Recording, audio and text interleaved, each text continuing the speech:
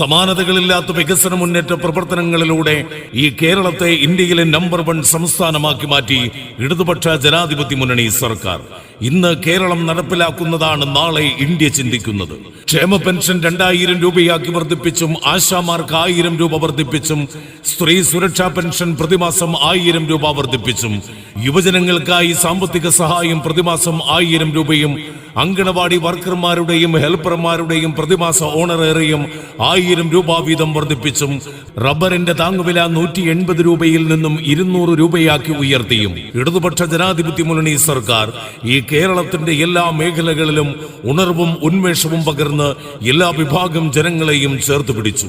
DADR ഈ വർഷം 1 ഗഡു കൂടി നൽകിക്കൊണ്ട് ജീവനക്കാരെ ചേർത്ത് പിടിച്ച സർക്കാർ നെല്ലിന്റെ സംഭരണ വില 30 രൂപയാക്കി ഉയർത്തിക്കൊണ്ട് കർഷകർക്ക് താങ്ങും തണലുമായി.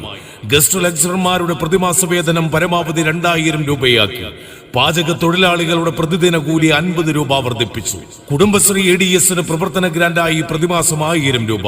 പ്രീ പ്രൈമറി ടീച്ചർമാരുടെയും ആയമാരുടെയും പ്രതിമാസ വേതനം 1000 രൂപ വർദ്ധിപ്പിച്ച് സാക്ഷരതാ പ്രേരകന്മാരുടെ പ്രതിമാസ ഓണറേറിയം 1000 രൂപ വർദ്ധിപ്പിച്ച് ഇങ്ങനെ എല്ലാ മേഖലകളിലും ഇന്ത്യക്ക് തന്നെ മാതൃകയാകും വിധമുള്ള പ്രവർത്തനങ്ങളിലൂടെ ഈ കേരളത്തെ ഇടതുപക്ഷ ജനാധിപത്യ മുന്നണി സർക്കാർ മുന്നോട്ട് നയിക്കുന്നു.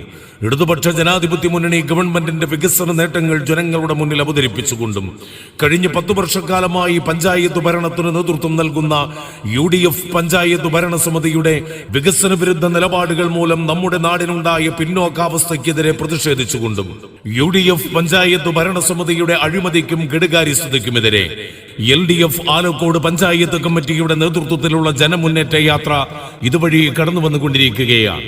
ഇന്ന് രാവിലെ ആനക്കയത്ത്